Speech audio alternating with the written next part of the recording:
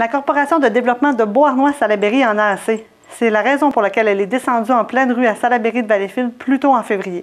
Donc, on en parle avec la directrice générale de l'organisme, c'est Mélanie Scrare. Bonjour. Bonjour. Merci d'être là. Ça fait plaisir. Donc, expliquez-moi dans un premier temps, c'est quoi le contexte qui vous a amené donc, à manifester là, du côté Salaberry de Valleyfield? Je pense que c'est en début février. Début février, en fait.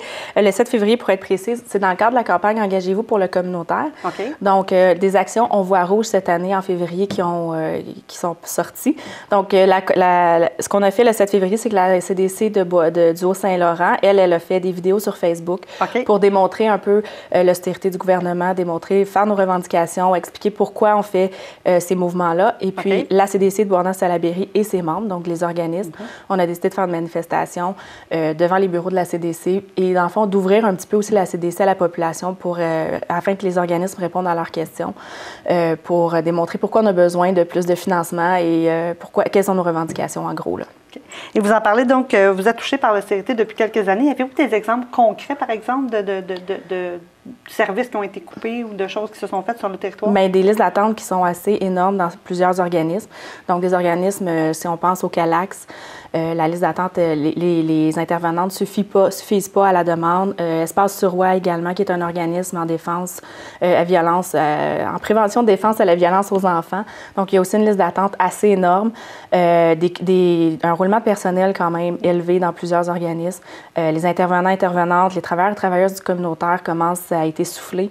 Donc, ça crée un roulement, difficulté de rétention de personnel.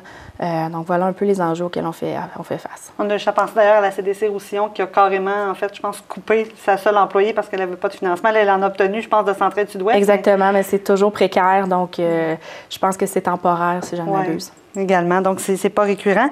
Et en fait, c'est quoi vos demandes concrètement au gouvernement ou qu'est-ce que vous aimeriez? J'imagine c'est une écoute, mais concrètement, là, si vous pouviez peut-être vous asseoir avec quelqu'un du gouvernement, ce serait quoi que vous lui demanderiez? Concrètement, les 4000 organismes d'action communautaire autonome du Québec qui font partie, dans le fond, de la campagne Engagez-vous pour le communautaire revendiquent un rehaussement du financement à la mission globale de chacun des organismes d'un total de 475 millions. Donc, c'est ce que ça prendrait pour subvenir, dans le fond, aux besoins actuels. Donc, et qui demande également une indexation dans le temps du financement à la mission de base. En gros, on demande ça. Puis c'est sûr qu'on demande une écoute. Puis c'est sûr qu'on demande également de mettre en place la politique de reconnaissance des organismes communautaires qui a été émise en 2001. Donc, on demande, dans le fond, de prendre action puis de faire en sorte de la reconnaître puis de la mettre en action. Donc, Mme Scrare, pour que les gens à la maison comprennent bien, est-ce que vous pouvez nous dire d'abord c'est quoi une CDC, c'est quoi le rôle d'une CDC et comment c'est financé?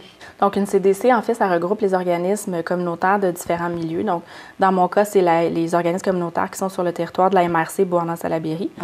En fait, on est un peu, pour le vulgariser un peu, on est un facilitateur entre les organismes communautaires et les différentes instances qui représentent les citoyens. Donc, au niveau municipal, par exemple, les élus municipaux, on fait beaucoup de représentation auprès des élus. On porte un message commun d'organismes communautaires. Donc, en gros, c'est un peu ça. Puis, c'est sûr qu'on fait du service conseil aux différents organismes communautaires. On a un rôle d'information. Donc, de toute l'information qui passe dans le communautaire, ça transige beaucoup par les CDC.